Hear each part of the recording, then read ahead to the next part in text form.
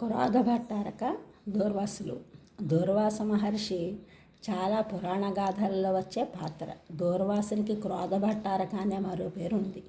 కాళిదాసును శృంగార భట్టారక అని, అమ్మవారిని పరాభట్టారిక అని అంటారు. దూర్వాసుడు అత్రి అనసూయల పుత్రుడు.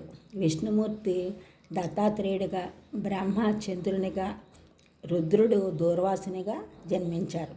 దూర్వాసుని నామం శివసహస్రనామంలో 2 సార్లు వస్తుంది. అంతేకాదు 71వ నామం అత్రి నమస్కృత. అత్రి అనసూయలను నమస్కరించువాడు.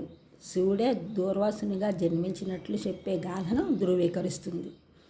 లలితా సహస్రనామంలో శివారాధ్య ఈ విషయాన్ని మరింత ధృవీకరిస్తుంది. దూర్వాస అంటే సరైన వస్త్రాలు ధరించని వాడు అని అర్థం. శివుడు దిగంబరుడు, సర్వవ్యాపి. గజాసురుని సంహరించిన అనంతరం శివుడు గజాసురుని చర్మాన్ని ధరించసాగాడు. దూర్వాసునికి కోపం ఎక్కువ అని ప్రతీతి. ఆయన శాపం కారణంగా శకుంతల దుష్యంతుల మధ్య వియోగం ఏర్పడింది.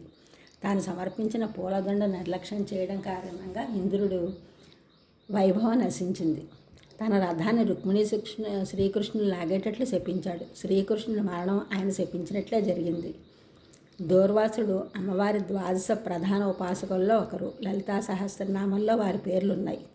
మనుశ్చంద్ర, కుబేరశ్చ, లోపాముద్రాచ, మన్మథ, అగస్తి, రగ్ని, సూర్యశ్చ, ఇంద్ర, స్కంద, శివస్తథ, క్రోధభట్టారకో దేవ్య, 12 ఉపాసకాః. లలితా సహస్రనామంలో లోపాముద్రార్చిత, మను విద్య, చంద్ర విద్య, తాపసారాధ్య, మునిమానసహంసిక అని వివరించబడినాయి. దూర్వాసుడంటే దేవతలందరికీ భయమే. అయితే ఆయన అమ్మవారి పరమభక్తుడు. మనకున్న అపార స్తోత్ర సాహిత్యంలో ఆర్య ద్విశతి ఒకటి. దానినే శ్రీ లలితా స్తవరత్నం అంటారు. దాని రచయిత దూర్వాస మహాముని.